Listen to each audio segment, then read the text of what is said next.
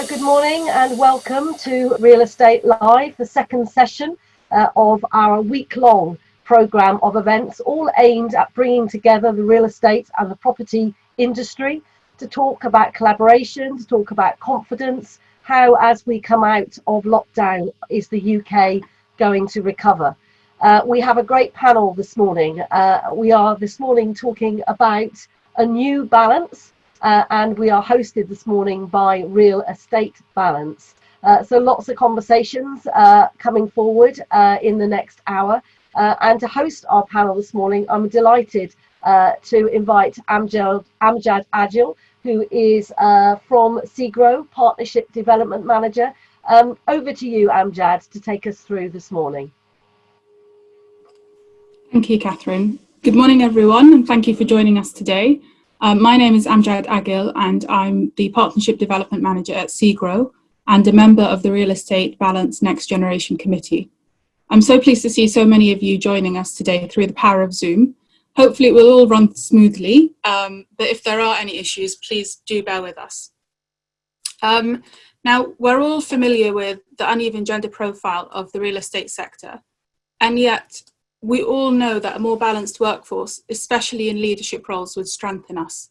Equality would make us more competitive and better at understanding the needs of our customers. So why has the imbalance persisted, and what can we do about it? In this session, we will hear from two leaders of real estate balance on this issue and listen to them on how they're working to address it. I'm delighted to welcome two key figures in the movement for gender balance in our sector, Liz Pearce, CBE, and Sue Brown of Real Estate Balance. Real Estate Balance is a campaigning organisation aimed at achieving better gender diversity in the property industry. So Liz Pearce, CBE, has an illustrious career spanning more than 35 years' experience in government and the property sector. Having retired from chairing the BPF at the end of 2014, Liz now has a portfolio career with a range of non-executive, advisory and charity roles. She was awarded a CBE in 2008 for services to the property industry. In April this year, Liz took up the role of Chair of Real Estate Balance. Welcome, Liz.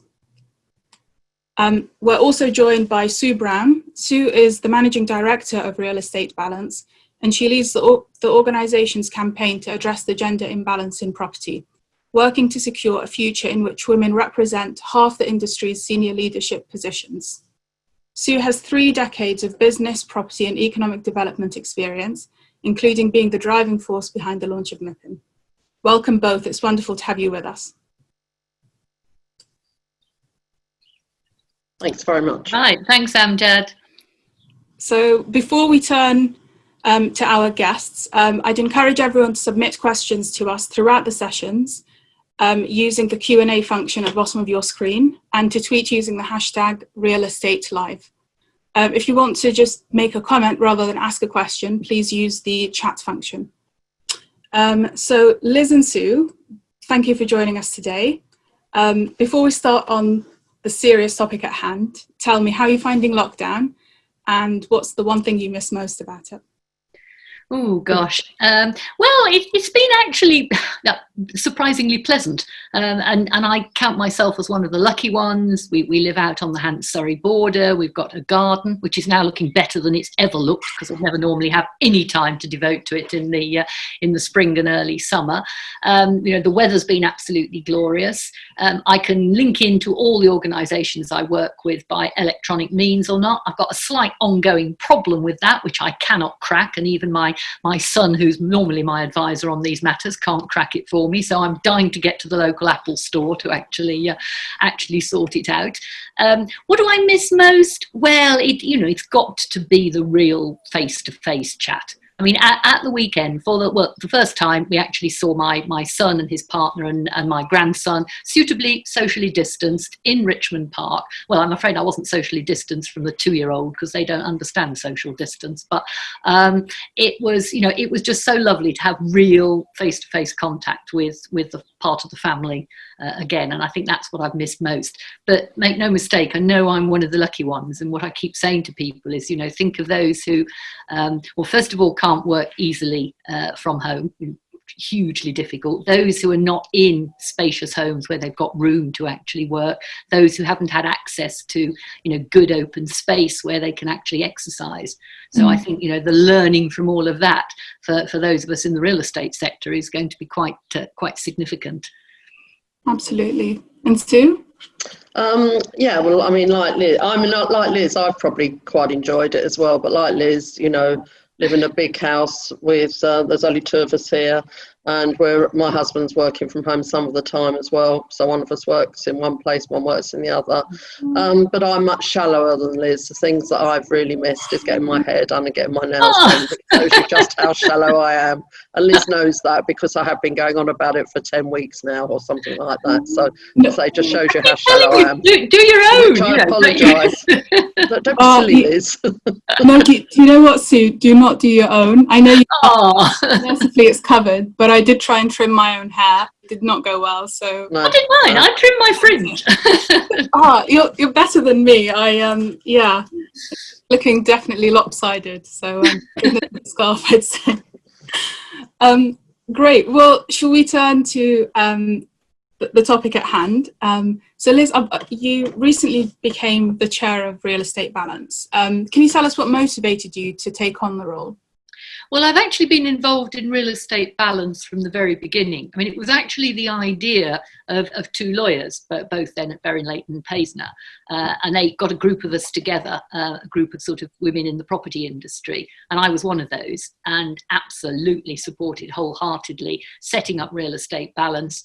And gradually, over the nearly 5 years that we've been at it, we've turned it into a much sort of more professional, much more of a sort of real advocacy organisation.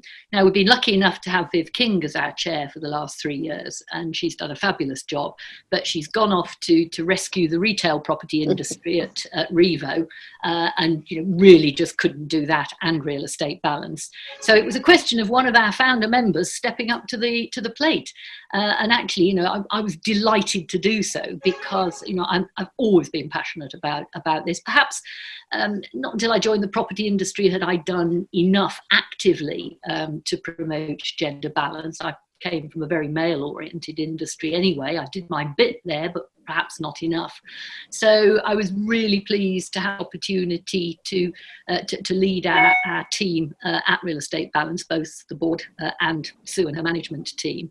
And this seemed the real moment to actually give it my all and make sure we can build on the terrific progress that Viv and folk had achieved before then. Fantastic. And Sue, as a fellow newcomer to Real Estate Balance, why do you feel the work of the organisation is so important? Well, I mean, unlike Liz, I've actually spent almost all of my working life, and I say unlike Liz, she said that she had to come into property really to really pick up the cudgels of gender balance. But I mean, I've actually been fighting the fight ever since I left university, which was quite a long time ago, where I very deliberately never learnt to type, because in my generation, if you learn to type, that's what you're going to spend the whole of your life doing, which as a consequence, of course, means that I'm absolutely an idiot on the machine, on the computer now, which is my fault, really, as everyone knows. But I mean, my first, apart from the fact, as I say, I never learnt to type, first job I ever went for, sort of postgraduate, there was 90 of us applied for 3 jobs, and they weren't going to take me on because I was a woman. So I have literally been committed to the cause of women in business ever since. I mean, I've worked for a number of large organisations. Wherever I went, I set up women's networks.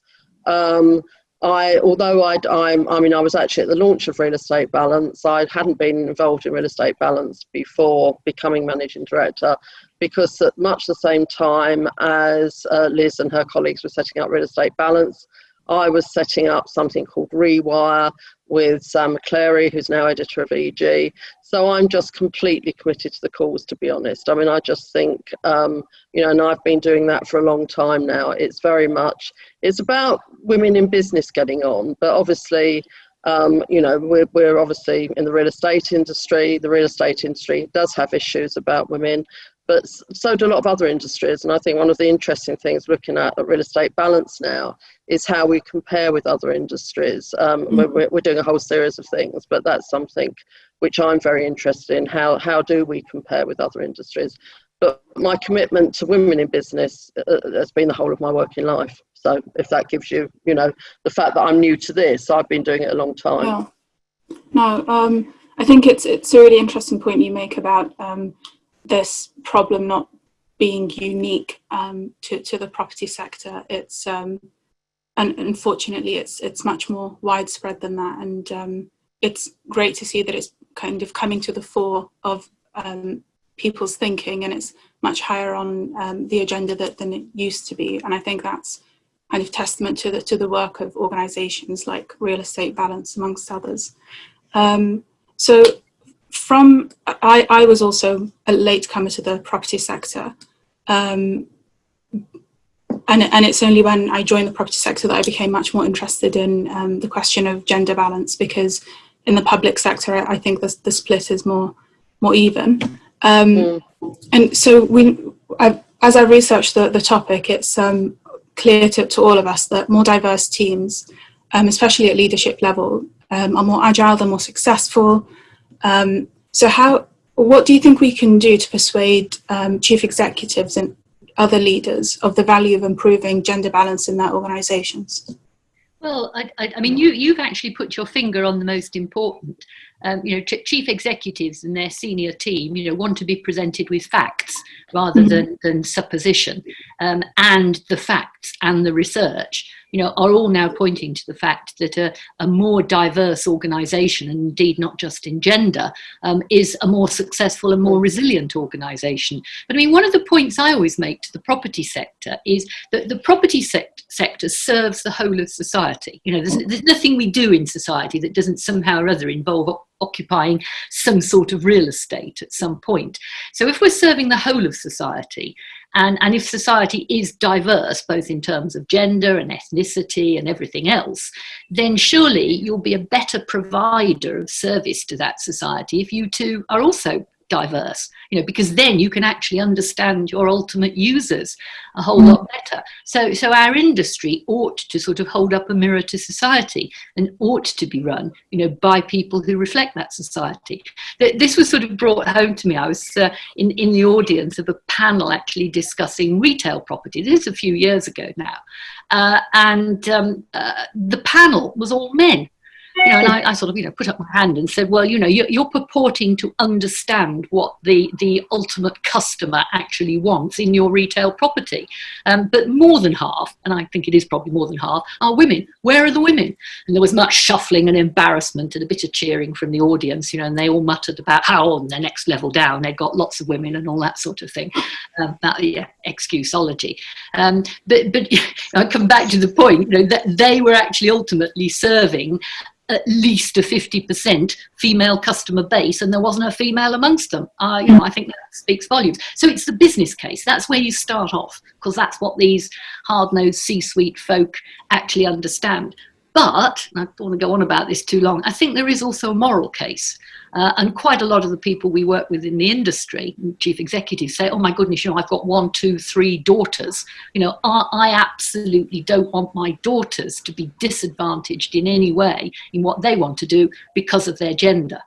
So there is a strong moral argument. And by the way, chaps who haven't got daughters also get that. I hasten to add. So business and moral case that we can't disadvantage half of society. And I was going to say, one thing that Real Estate Balance have done very successfully, and I can say this because I wasn't involved with it, so this is not blowing my own trumpet, it's blowing other people's trumpets. But one of the things that Real Estate Balance has done very successfully is recognise that if you don't get support at the top, right at the top in organisations, then you might as well give up. And I've certainly been I've been I've actually been part of a lot of organisations which are women only, and I still see the reason for doing women-only organisations. I mean, I've hosted a big women's-only dinner at Mippin for the last few years, and everyone has said to me, oh, you shouldn't, you know, why are you doing this? And I say, welcome to my world. You know, as a woman in the property industry, for many years, I used to go into meetings and be the only woman there. And actually, at some stage, in some cases, was asked to serve the coffee, which I always actually did, just as a matter of principle, really. But I think the big thing that Real Estate Balance has done is they've, right from the start, they've said we need people of all gender, well, both genders, all genders, to actually commit to gender balance to make sure that we can achieve it. So to join up, to become a member of Real Estate Balance, we have 10 CEO commitments, which are all about ensuring that there is balance in the chief exec's own organisations, things like not being on male-only panels, sort of thing Liz was just talking about. So Real Estate Balance, I think, have done incredibly well in getting to people at the top to make sure that they are committed to gender balance in the industry. And as I say, they've just been very successful in doing that.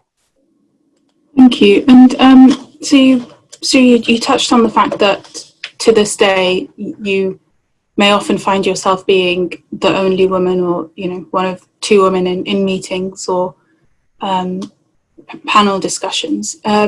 So part of me feels like we may have won the moral argument. We may have persuaded people of the merit of you know, women leading, but why is progress so stubbornly slow? I feel like we agree in theory that this is a good thing to do, but it's very, very slow for us to get to that point.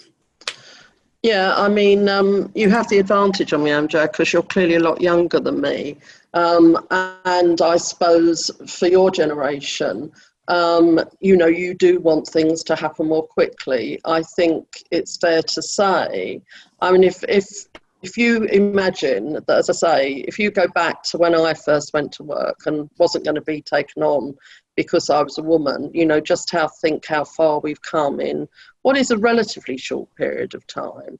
So perhaps I'm prepared to accept that things don't go as quickly as they might do, but perhaps there's going to be change. I mean, I hate to say this, but you're much the same age as my children.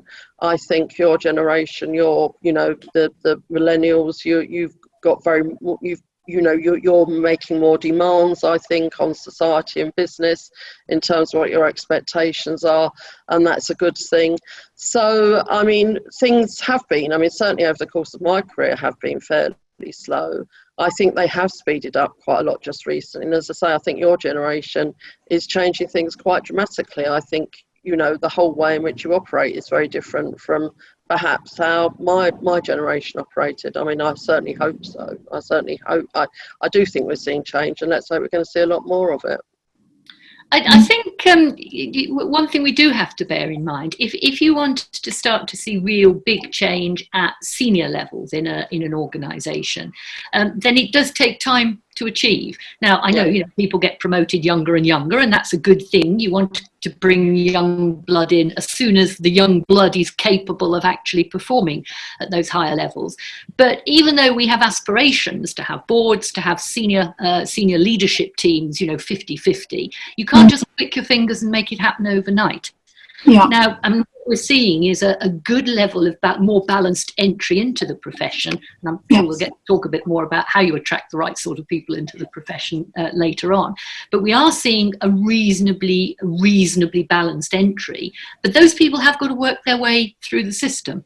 Yeah. And what nobody, you know, of any sort of gender, ethnicity or whatever wants is to be promoted just as the token person. They want to be there because they are capable of doing the job. They've been recognised as being capable of doing the job, and they're up there sort of performing alongside their peers. So to some extent it will be a slightly slow burn. Now, I know if you want to change the world overnight, that's not hugely helpful, you know, but it is actually going to take time. And I think what we have to make sure is that we don't sort of take our foot off the pedal as we're sort of working up to that business. We don't want any sort of blips in this process. We want to see a really steady, sustained progression to getting that full gender balance, particularly at senior leadership team. I mean, you can do it at board level because you can hire in non-execs, and that's cheating a bit. You know, it's easy to insist that you hire in some female non-execs to balance your board. What we want to see is the CEOs and the CFOs on that board also being female, where possible, and at that senior executive team level. Absolutely. I think that's one of the kind of the common things I hear about, we're willing to hire talent, but we just simply don't see it at that level. So I think it's really important to focus on developing that next generation and making sure that they're mentored and helped throughout every stage of their career, so that in 10, 20 years time we see the fruits of our labour and the industry does look different to the way it looks now. So and by the way, Amjad, I mean that is precisely the point that Real Estate Balance has focused on right from the beginning. It's about developing the pipeline. That was almost our sort of second strap line. We understood that you couldn't change that senior level unless you've got a pool of equally balanced, from a gender perspective, balanced pool from which you promote to those senior levels. So it's getting that pipeline. Absolutely. So given that we're now, the latest stats I read say that about half the intake into the sector is female, what can we practically do to help them progress? And what are the barriers, do you think, that stand in their way? I'm really interested to hear your thoughts on kind of practical steps that we can take and good practice that you've come across either in our industry or in other industries. Well, I think in terms of practical steps, I mean, in some ways, I don't doubt we're going to get on to talk about COVID-19, but in some ways what we're going through at the moment is forcing the issue, isn't it? In the sense that, I mean, I know quite a lot of straight couples where both are working, they have children. Well, it can apply to gay couples as well. But, there's certainly situations where people of my sort of, experience, my knowledge, where traditionally childcare has been taken on by the woman, and people are in lockdown and men and women are sharing childcare. I mean, I think there's lots of stuff coming out which is saying women are continuing to do a lot of the care. But I do think your generation is looking at this a whole lot, in a far better way, to be honest, than any of us have done previously. And in terms of practical steps, I think a lot of organisations, I mean, I'll just quote Avison Young, simply because we had their UK president, Jason Sibthorpe, on a webinar we did a couple of weeks ago, where they're saying that everyone can work at home for the rest of the year. So that sort of practical steps, those practical steps of how do we adopt more agile working? How do we allow people to work from home more? And I think in that case, it's very much about just making sure, encouraging people to think in different ways, that care doesn't always just fall on the woman, that it's equally shared. I mean, my daughter I've not yet become a granny like Liz. I'm due to become one on 1st of July. But my daughter and her husband are very clear they're going to share childcare. And this poor child actually is going to go through life with a double-barrelled name, because my daughter won't give her name up. So this poor kid is, as I say, going to go through with the biggest. I just hope they don't give it a middle name as well, because otherwise it's going to go through life with some super-duper name, But her and her husband, they're very committed to sharing childcare. And I think your generation are much better at the life-work balance. And I think that's basically what we've got to do, isn't it? We've got to make sure within the industry that you can get people from all backgrounds. I mean, it goes back to what we were talking about in terms of gender balance, but ethnicity, in terms of people from backgrounds that people have might not normally have gone into property. And in that sense, I think we've got a big task ahead of us. I mean, in terms of real estate balance, it's obviously primarily about gender balance, but it's something which we need to tackle, I think, right across the board, just making sure that we get people from a much wider sort of series of backgrounds into the industry. As Liz said, I mean, I've spent a lot of my working life in property working on major regeneration schemes, where I really do think, you know, I've worked on schemes where I really do think we've made a difference. And as Liz said, because property, real estate does impact upon everybody's lives, but it's very much, I think, about just increasing the pool and making sure that you get people from all sorts of backgrounds to come into the industry. And then, as I say, in terms of the organisations within it, them allowing and encouraging agile working, which, as I say, in lots of respects, I mean, I never, ever believed in a million years I'd be on these things, you know, 4 times a day, which that's a bad day if I have to do 4 in a day. But we know we're all doing Zoom, we're all doing Skype, we're all doing, Microsoft Office, I mean, not Microsoft Office, Microsoft Team, all these things. I mean, I never believed in a million years I'd even know what any of these were, let alone be on them fairly regularly. So I think, you know, what lockdown has proved is that we have the technology to operate in a different way. And I think before we actually started this webinar today, we were talking about the fact that we hope that you know, people are going to be much kinder as a result of coronavirus and what's come out of it. But I think there's going to be lots and lots of changes in terms of the way in which people work as a result of coronavirus, which I think, you know, can hopefully be for the good. Amjad, just picking up, you talk about sort of practical things that organisations can do.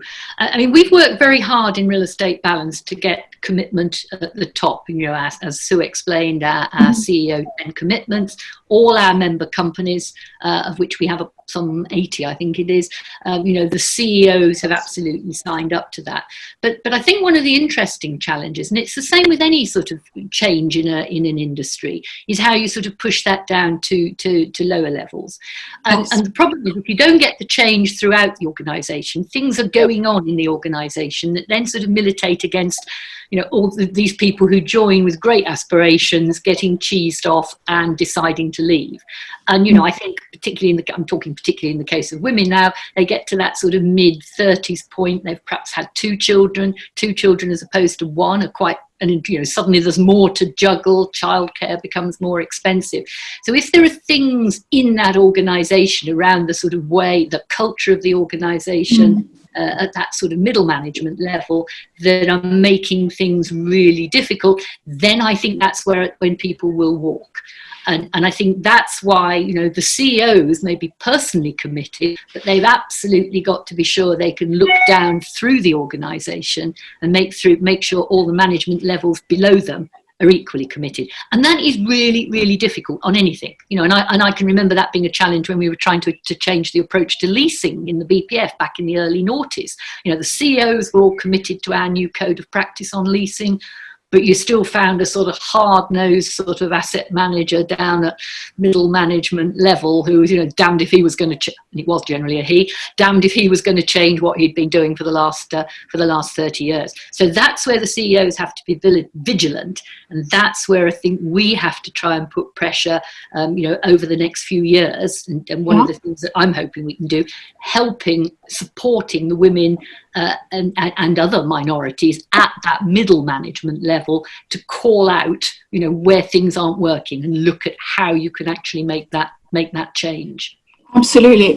This area was something I was going to ask you both about, because I feel that, again, you know, the CEOs really believe in this mission, and undoubtedly, you know, that there are supporters within every organisation, but I think it's quite difficult to get everyone in the organisation aligned and behind this cause, and there's and winning hearts and minds, and how we go about that in a way that, you know, makes the good business case. It outlines the fact, like you said earlier, Liz, but also brings them along with us, so that they don't feel that this is somehow a threat, or this is just, more gesture politics. It's actually something that's going to be good for everyone, rather than, going to harm a particular group, or just a box ticking exercise. So it would be really interesting to kind of hear your thoughts on how we win those hearts and minds.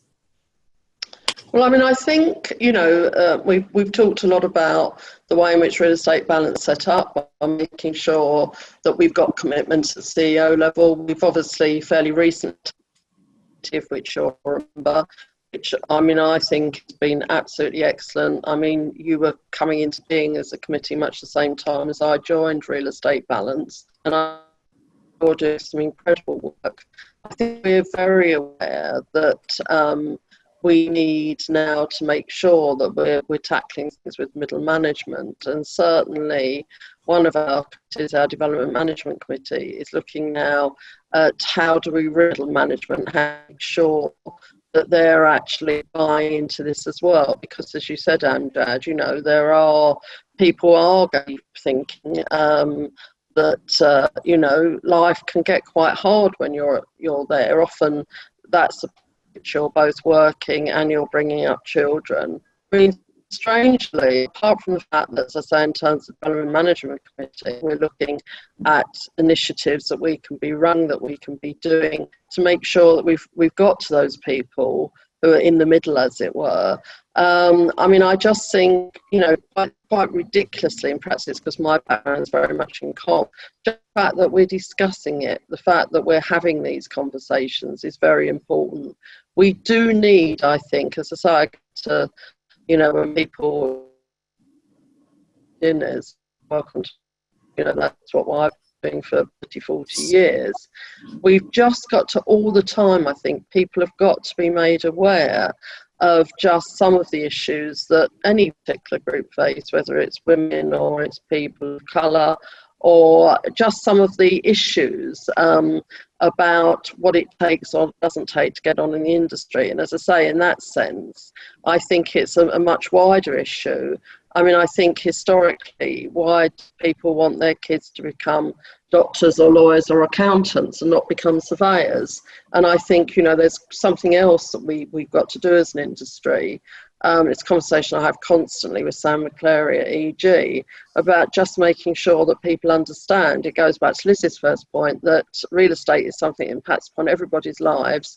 I don't think enough people know about the fact that, we have professional qualification in the industry, that we have, measures by which people can join the industry and get on. As I say, we're just not as well known as I say, people that want their kids to become lawyers or accountants or doctors. And I think that's a much wider thing, which I'm not saying as real estate balance we can tackle and deal with on our own, but I do think it's very much an awareness thing about people just understanding what the industry is about, how you can get into it, how you can make a difference, because that's what we're really talking about, is making a difference. You're absolutely right. At SEGRO, we've been sponsoring an initiative by Reading University called Pathways to Property, which aims to do just aware of that. Yeah, so that their mission statement is to try and encourage people from lots of different diverse backgrounds to find out about property and hopefully pursue a career in it. And it's, I mean, speaking on a personal level, I'd never considered or even heard of, a professional career in property.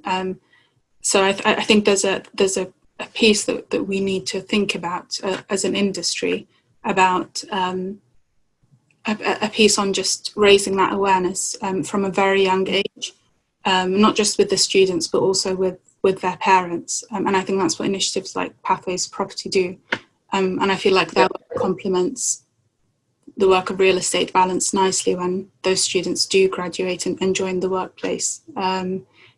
Is there more that we should be doing as women in property around perhaps, going into schools to raise awareness of the career options available, or talking to parents within our community that we wouldn't normally mix with, just to spread that message further?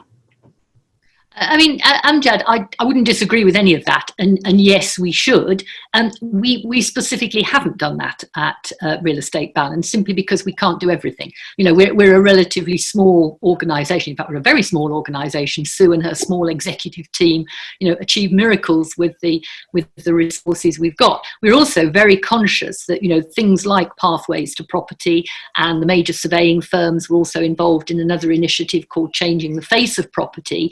You know, they have more resources at their disposal, and so, you know, we're right behind them in reaching out, in going into schools, in doing that sort of thing. And I think, just to pick up on your point, it isn't just about going and getting a degree at Reading either, with all due respect to Reading. There are a whole load of other ways that you can actually get into the property industry, and you could get into the property industry age 16. You know, you don't even have to do A-levels. Somebody who's got disillusion with the educational system, you know, there are practical ways of getting into property management, you know, rather than the sort of the asset management end. And interestingly, the whole sort of focus on things like build to rent and the private rented sector, there's been far more of an emphasis on recruiting people from the hospitality sector, because actually it's all about looking after your customers, looking after your I'll call them tenants, but they're not really tenants, you know, looking after your occupiers, as I say, looking after your customers. But just to pick up on your point about how do we actually really make organisations change. I mean, I know it's a bit of a sort of hackneyed phrase to say it's all about the culture, you know, but there is undoubtedly a certain culture in some organisations, you know, which maybe even sort of, you know, subconsciously, you know, will favour sort of the old blokey, laddish approach. And I think it's groups of women, you know, at both junior and middle management levels who can work with their male colleagues, you know, to actually change that.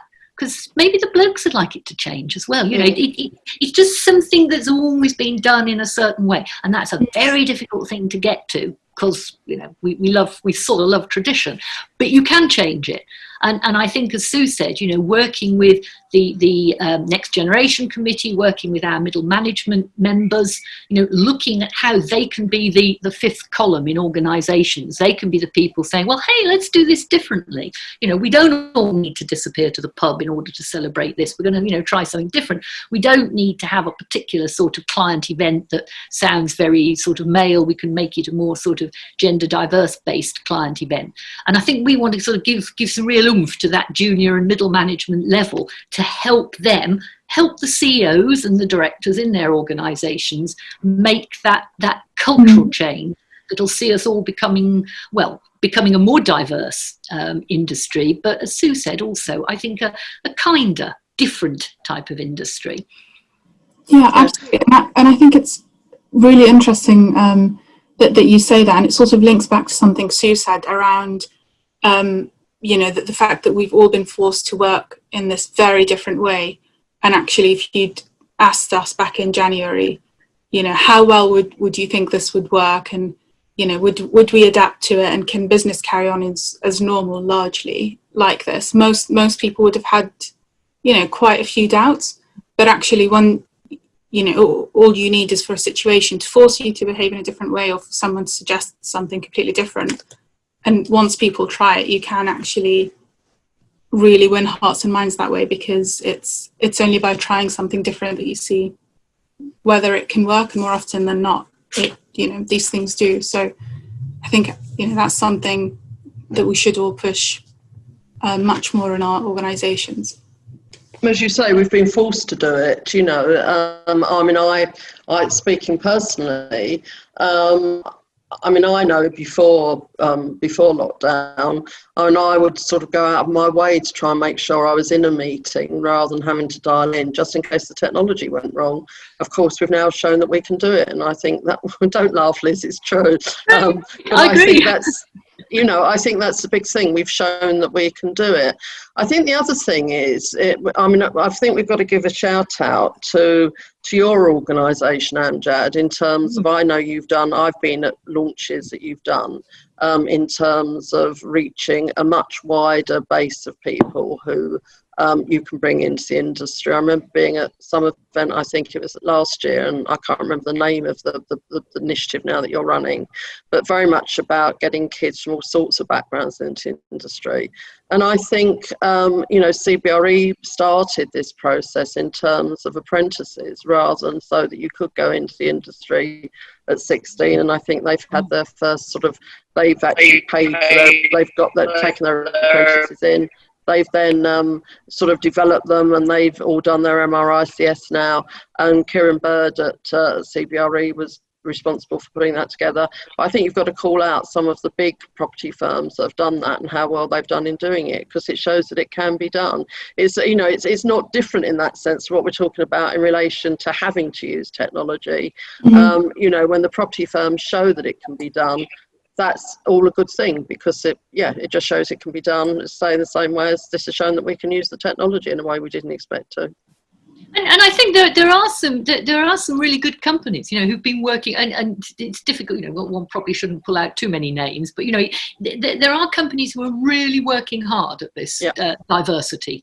I know of one in particular, and it was sort of surprising. It's a hard-nosed construction firm, and they were actually the boss was so wedded to the idea. He appointed a senior level person to focus on how they could improve gender diversity. They were doing really well at the C-suite, and when I saw her, and this was a couple of years ago, she was practically in tears because they'd had a setback because 2 of the women had decided to resign for perfectly legitimate family reasons, or because they wanted to move abroad, or they wanted to do good reasons, but suddenly their statistics were sort of shattered at a blow. And this poor girl who saw this as her mission to change this company because the chief executive wanted it done, suddenly it all went for a ball of chalk for that period. So there are senior people who are really committed to this. There are, of course, others who probably don't care a fig about it, and those are the ones that I think we have got to try and appeal to. And if we can't get direct to the senior people, then this is where helping their junior and middle management. Helping them make sure the senior people change. That's where people like you can make a difference, except of course I concede SEGRO is hugely committed to this, so you don't have to win over your CEOs. But others of our next generation within Real Estate Balance, they can help if their organisation is probably not quite as forward thinking as it should be. I was going to say, it's imposing pressure from below, isn't it? The whole world has changed, hasn't it, in that sense? Most organisations now do 360-degree appraisals, all that sort of thing. And the world has changed dramatically. And, that's about culture and the way in which we operate and just affecting change. And that's what we're really talking about, isn't it? Yeah, following on from that, we've had a few questions from the audience around this issue. Bonnie Stephen-Smith says, most people watching and engaged in these events are likely to already believe in the importance of gender balance. How do Real Estate Balance reach or think we can reach and influence those who aren't yet convinced? I know we've touched on this earlier, but it would be good to hear the thoughts. Well, I think I think at the senior level, it's quite extraordinary actually in the property industry. Peer pressure does work.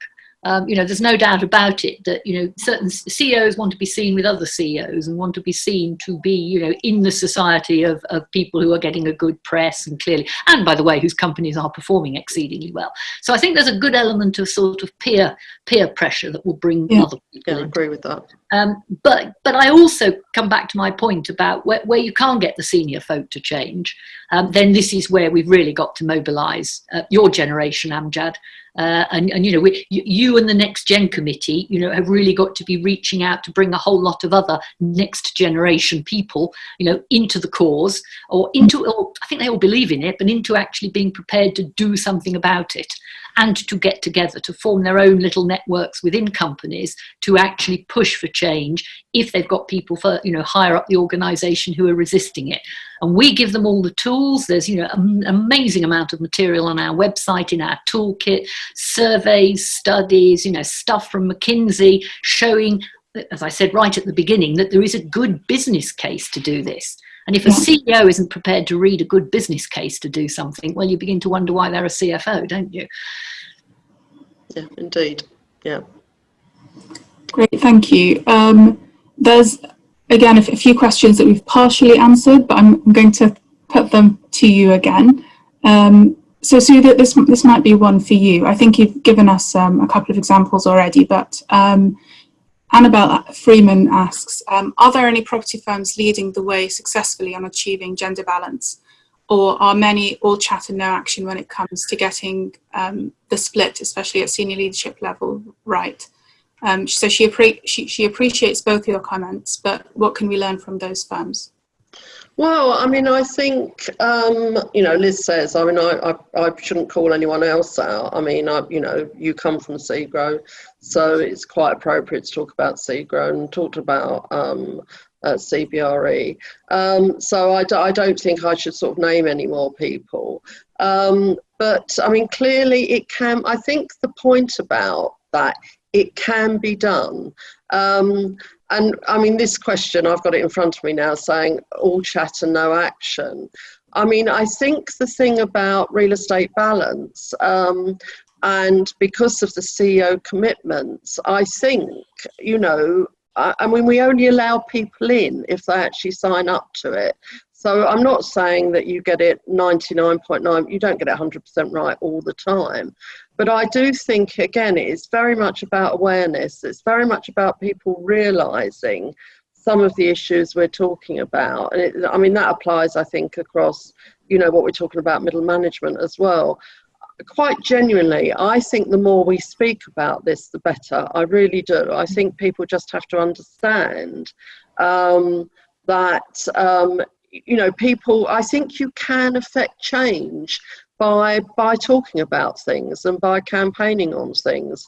And I mean, I'm looking at the Q&As as well, or the questions, and there's another one here. If at entry level the gender balance is 50-50, does that apply across numerous disciplines within real estate? Law, this person comes from law, yes. But what about surveying, engineers, land buyers? Well, I think law is a very good example. I mean, that law has been very good, I think, in terms of affecting gender balance. Certainly surveying, I think you'll find that most of the surveying schools are 50-50. Engineers and land buyers, I don't know. I mean, I've got a niece who is an engineer, and I mean, got a first at St John's in Oxford in engineering, got a PhD, and was still treated when she went into one of the big oil companies as if she was a young girl in a short skirt, which she very definitively isn't. So I think it's what I say about other sectors. There are still some sectors which actually are quite far behind us, I think. Again, I'm not going to name and shame, but just personal experience shows me that there are still some issues in some professions, yeah. I think also we just have to remember, I mean, we talk about the real estate sector or the property sector. I mean, in a way, there's no such thing. We are a collection of a huge number of different disciplines. And I used to do a little sort of lecture for sort of sixth formers thinking of joining the industry for the Worshipful Company. And I used to sort of put up this slide about, how to get into property. You can be a lawyer, you can be in PR, can't you, Sue? You can be you can be a banker, financier. There are so many different aspects, and there are also so many different structures within the property industry. So there's a wealth of difference between, say, the CBREs, with thousands of employees and scope to actually really influence and affect change, and a small property company that might actually manage quite a lot of assets, but might be about 10 people. Now, if you're just 10 people, it's a little bit more difficult, to have a sort of pipeline, and B, to actually sort of manage your diversity. And indeed, one of the things I remember discussing with, I think it was with British Land some time ago, because, even they, when you look at the size of their asset base, only employ a relatively small number of people compared with CBRE. How can the propcos perhaps sort of team up with the big agencies so that they can, work together on the pipeline and see some sort of crossover between the two, giving somebody like British Land access to a much bigger pool than they would normally have just looking at their own resources. So you do have to look at the structure of the industry and show a degree, I think, of understanding as to how the different parts of it function, recruit, actually use their people, structure their business, and try and help them accordingly. Yeah, thank you. I think I've just finished reading a book by Helen Lewis called Difficult Women, A History of Feminism in 11 Files.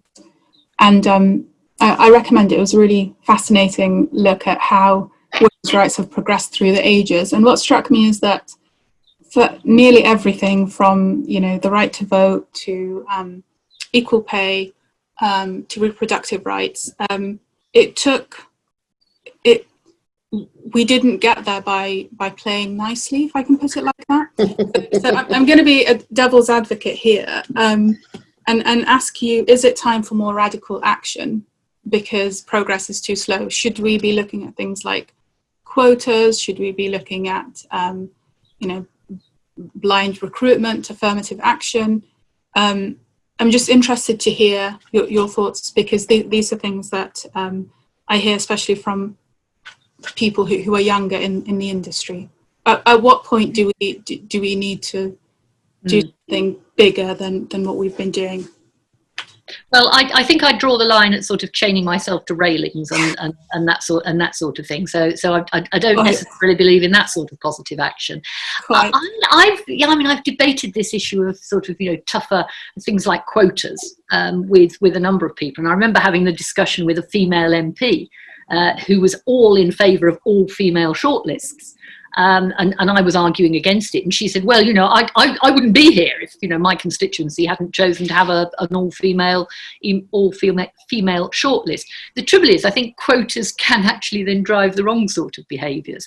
I'm much more in favour of targets, and I think you should set the sort of targets which are then measured and reported on very, very visibly.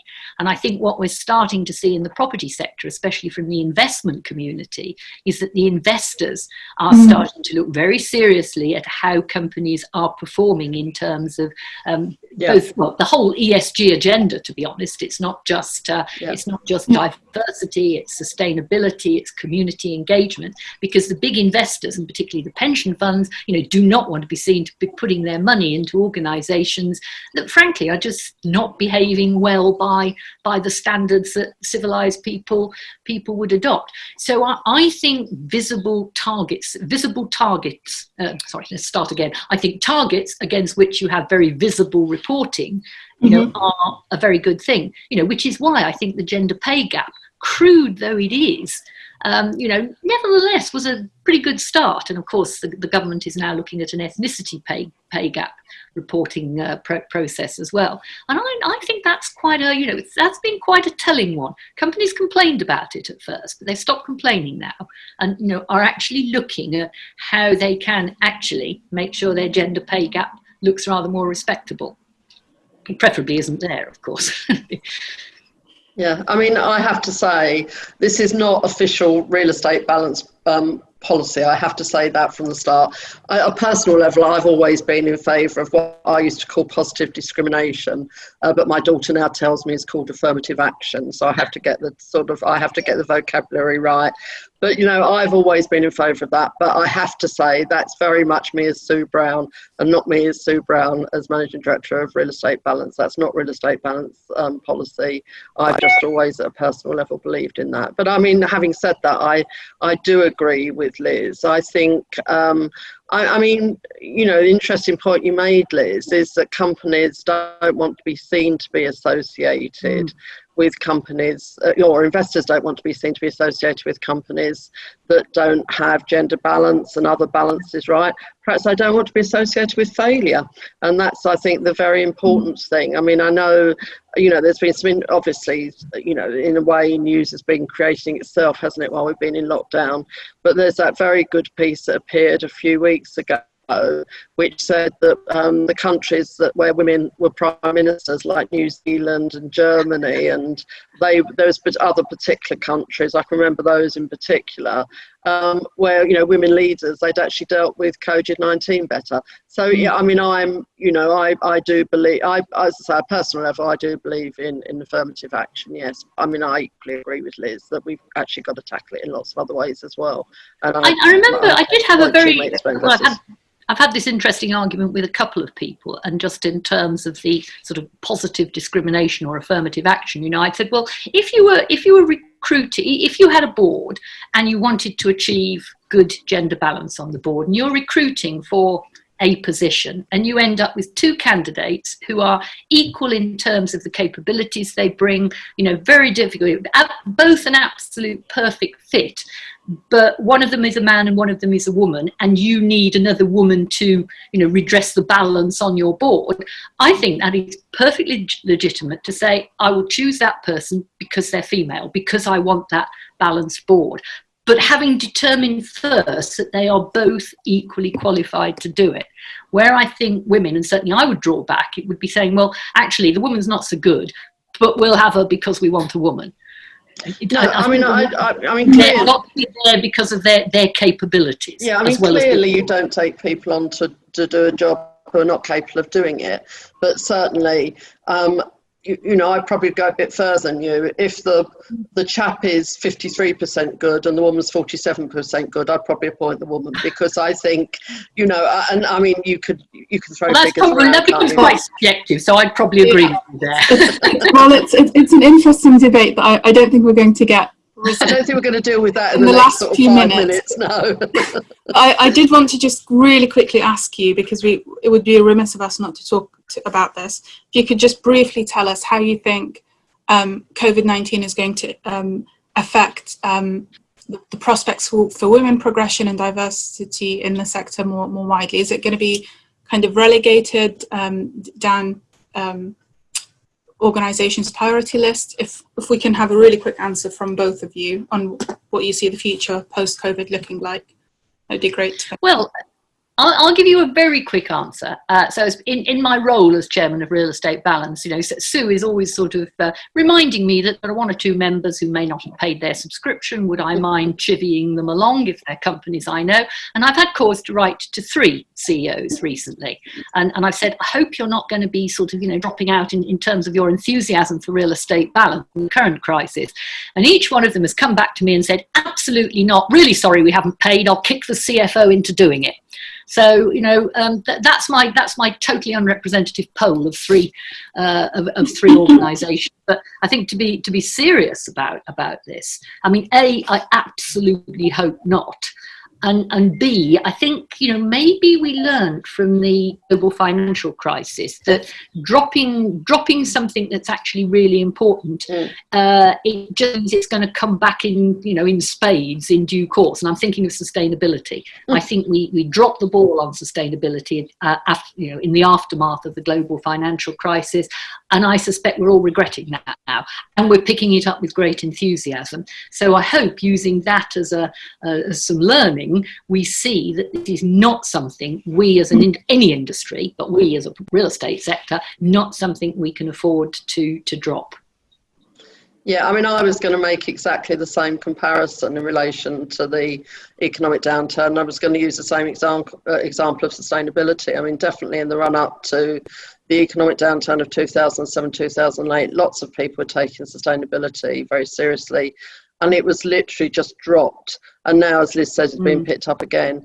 I would really hope not. I mean, again, I think strangely, because we're even having the debate about this, we're having the conversation to say, what's your view? Are we going to be able to keep with gender balance post sort of COVID-19? just the fact that we're having those conversations. I mean, interestingly, I don't think anyone was having those conversations about sustainability post 2007, 2008. We had gone through a particular crisis. We've just gone through another crisis, but the world has changed quite dramatically in that time. And for all the fact that we have 24-hour news and all the rest of it, and all of us are on our phones constantly, you know, the debate goes on, doesn't it? So that's a good, in my view, that's a good thing. Great. Well, a good point to end on. I hope that, like you said, we continue to learn from the last crisis and to fight the good fight for gender balance in our industry. Thank you both for your time and for your insights. I found it really thought-provoking. I'm now going to hand you over to Catherine, and thank you to our audience, of course, and for all your worthwhile questions. Thanks, Amjad. Thank you, Amjad. Thanks, Liz. Thanks, Sue. Some really interesting conversations there. And I know just looking at the chat, lots of people have found that very, very helpful. So thank you to everybody. Thank you to you watching. Just to remind you, we have another session coming up this afternoon. It's the West London Opportunity Sites. If you're interested in knowing what opportunities there might be for investment in West London, I'd encourage you to go on to that session, which starts at 2 o'clock. We have also launched a poll. We'll be using this poll throughout the week. We're asking you what the most important factors for kickstarting development and recovering the strength of the UK real estate economy post COVID-19. If you could just take a few minutes to give us your views on that, that would be helpful. And just to remind you, tomorrow morning at 9, a very important keynote session, which is the London economy. We've got a stellar lineup of people who will be talking to you about how London is going to respond and come out following COVID-19. But for now, thank you all very much for watching, and we'll see you all back on this channel soon. Thanks very much. Thank you both. Well done. Thanks very much. Thanks.